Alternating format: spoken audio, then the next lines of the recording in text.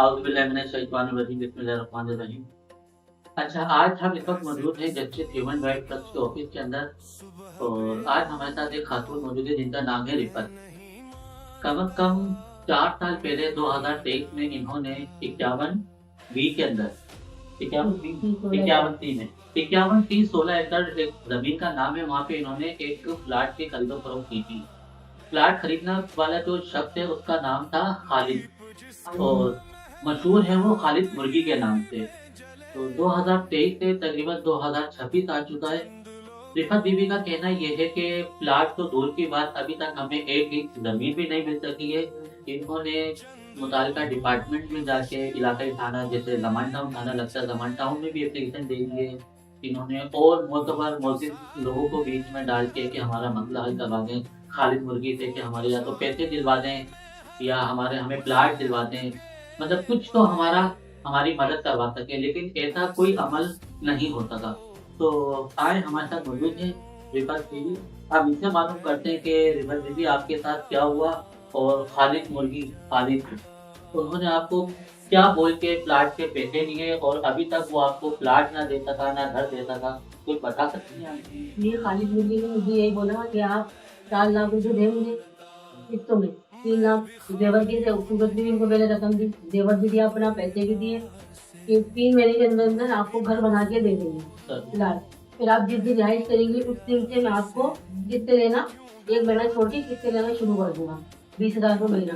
करते करते करते 4 साल हो गए। जब हम जाए जब टोटल नामी कर देते हैं वो कि ना वो फलाना वो नहीं आ रहा, रेंजर्स वाला बंदा नहीं आ रहा, डीएसएलआर का डीएसएलआर डीएसएलआर जी और हाँ उनका शार्ट नाम था। मेरे शोर गए, मैं तो जा नहीं सकती थी, मेरे हस्बैंड जाते थे बंदों को लेके, पार्टी वाले लड़कों को जो भी गए थे सारे बंदे बैठे, मैं नहीं गई लेकिन मेरे हस्बैंड जाते थे, लेकिन वो कोई रिजल्ट सामने नहीं आया।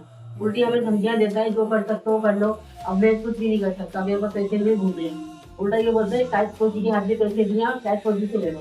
और शाहिद फौजी का क्या लेना देना है? शाहिद फौजी का ये लेना देना है सर, पेमेंट तो हमने इनके हाथ में दी है, खालिद भाई के हाथ में, यानी खालिद मुर्गी को।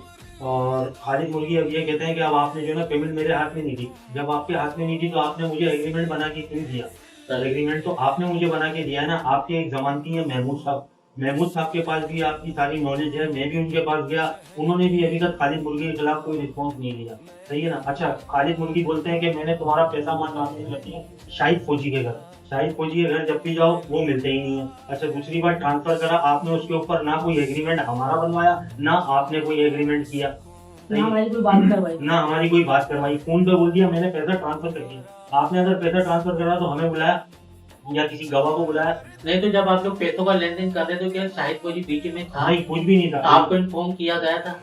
किसी को भी इन्फॉर्म नहीं किया गया था। शायद फौजी के हाथ में 45,000 रुपए दिए, मैंने अपने हाथ से खुद दिए। उस बात की रिकॉर्डिंग शाहिद फौजी की मेरे साथ है और खालिद की भी रिकॉर्डिंग है हमारे पास। खालिद भाई की भी रिकॉर्डिंग है मेरे पास। फोन पे धमकियां देते हैं, फेस टू फेस मिलो तो पार्टियों की धमकी देते हैं, जान की धमकी देते हैं, कहते हैं 51 सी में आओगे मैं तुम्हें लटका दूंगा, पार्टी के बंदों से पिटवाऊंगा, मुत्तहिदा में इसमें उसमें वगैरह वगैरह वो सब। तो उनका ताल्लुक किसी सियासी जमात से भी है?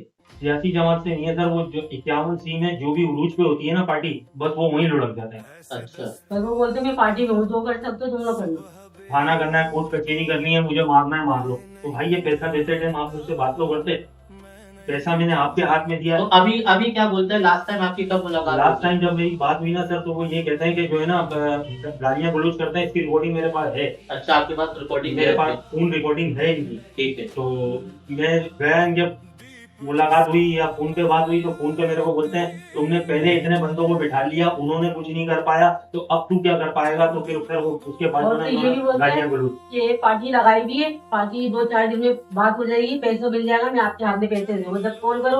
वो पार्टी नहीं आई, पार्टी इस्लामाबाद गई भी, पार्टी पंजाब गई भी, ये करता है।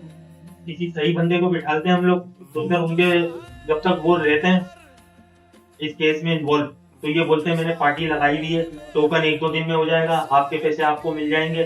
जब वो पार्टी इनके फेवर में हो जाती है या पता नहीं अपने घर ले आते हैं, पता नहीं क्या फुक्का पक्का मारते हैं वो, तो वो सर वो पार्टी मुझसे दोबारा फोन पे बात ही नहीं करती है। फिर ये चोड़े हो जाते हैं, कहते हैं कि भाई अब जाओ जो करना है कर लो। तो मतलब वो 3 साल से टामाटोली कर रहा है, कोई प्लाट नहीं दे रहा, कोई मकान नहीं दे रहा, नहीं है, पहले हमें दूसरा फ्लैट दिखाया, वो दिखाने के बाद कहने लगा ये किसी और का हो गया। बात ज्यादा बढ़ गई, फिर उसके बाद शाहिद फौजी के सामने फ्लैट था। शाहिद फौजी बोलने लगा ये मेरा फ्लैट है भाई, ये फ्लैट बेचो, इनकी रकम अदा करो और बाकी जो पैसे बचे वो मेरी रकम मुझे वापस करो। 2-4 में मामला उनकी वाइफ ने बोला, ये शाहिद फौजी की वाइफ ने बोला कि भाई अली भाई को मसला हल करो, पैसे इनके हाथ में दो। बोलो 2-4 में हो जाए, 2-4 दिन में हो गया। वो 2-4 दिन या साल होगा नहीं हुआ, कुछ भी होगा। मतलब बेसिकली देखा जाए तो शाहिद फौजी जो है वो आपके फेवर में बात करते हैं। वैसे बात करते हैं मगर वो भी सर बस वही है कि जब जाओ उनके पास। लेकिन देखिए शाहिद फौजी अगर आपके फेवर में भी बात कर रहे हैं तो देखिए उनको बड़ा पाने क्योंकि उनका कुछ किरदार तो है। किरदार नहीं। शाहिद फौजी इसलिए बोलते हैं क्योंकि शाहिद फौजी हमारे सामने कुछ और बोलते हैं, वो खालिद को कुछ और बोलते हैं। खालिद को बोलते हैं कि हमसे बोलते हैं मैं खालिद ने मुझे कोई रकम नहीं दी है, वो खालिद बोलता है मैंने 3,55,000 रुपए शाहिद के हाथ में दिए। वो आमने सामने बैठ के दोनों बात नहीं करते। आमना सामना भी करवाया, हम भी बैठे, इन दोनों को भी बैठाया, आमने सामने कोई बात ही नहीं करते। सामने मोबाइल में लग जाते हैं, ये मेरा वो है, ये जर्नल है, ये कर्नल है। मैं शाहिद फौजी साहब की बात कर रहा हूँ, उनके सामने जाके बैठो, उनके घर में जर्नल कर्नल की तस्वीरें लगी हुई है, मोबाइल पे दिखाते रहते हैं भाई आपसे हम बात करने आए, आप बात करें। वो फोन घुमाते रहते हैं, ये जर्नल ये कर्नल फोटो दिखाते रहते हैं। सर हमारा उससे कोई ताल्लुक नहीं है, आप हमारे पैसे दे दें, हमारी भी जान छोड़ें, आप अपनी भी जान छोड़वाएं। अस्सलाम वालेकुम। आज इस वक्त हम मौजूद है जस्टिस ह्यूमन राइट ट्रस्ट के ऑफिस के अंदर। आज एक और खातून अपनी रुदात लेकर हमारे ऑफिस में आई हुई है कि खालिद मुर्गी जिसने उनसे 4 लाख रुपए प्लाट की मद में लिए थे 2023 में। अब 2026 चल रहा है लेकिन अभी तक प्लाट तो दूर की बात, उनको एक ईंट भी नहीं या एक गज जमीन का टुकड़ा भी नहीं मिल सका। हम कानून नाफिज करने वाले तमाम इदारों से दरख्वास्त करते हैं कि खुदारा ऐसे लोगों के ऊपर सख्त से सख्त कार्रवाई की जाए। खालिद मुर्गी, शाहिद फौजी और जो भी इस केस में मुलव्विस है उन सब के खिलाफ कानूनी चाराजोई करते हुए रिफत बीबी को उनका हक अदा किया जाए। मैं आपको दिखा दूं इन लोगों के एग्रीमेंट, इन लोगों ने एप्लीकेशन ही जमा करवाई हुई है थानों के अंदर। ऐसे दस्तूर को सुबह बेनूर को मैं नहीं मानता, मैं नहीं जानता। लेकिन इतना वक्त गुजर जाने के बाद भी अभी तक इनको कोई इंसाफ नहीं मिल सका। शुक्रिया।